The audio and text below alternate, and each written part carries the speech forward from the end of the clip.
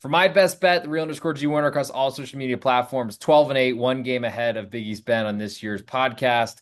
Though I'm sure we will finish right neck and neck as we get back.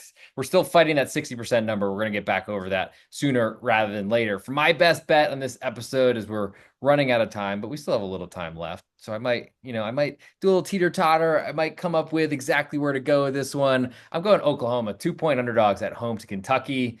Feel like Kentucky's one of those teams that goes on the road, shoots a lot of threes. We'll see what their injury status looks like. I'm just not a huge believer that we'll see a really impressive game from Mont Butler, who hasn't played for a while. Same sort of story for Jackson Robinson, who I think I saw with a cast on his wrist this past weekend at Alabama. I'm not sure if you watched that game, Big East Ben, but the close cover late front door cover from Alabama, it's like 3-point dunk down the stretch to make sure that if anyone was taking Kentucky getting as much as 12 points. I had 11 and a half. I know.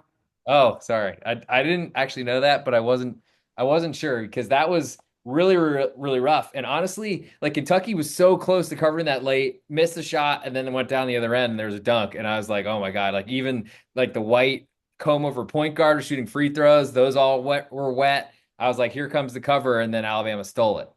Oh yeah, and then you had Amari Williams missing everything on the 3 foot putback with 11 seconds left. So that was nice.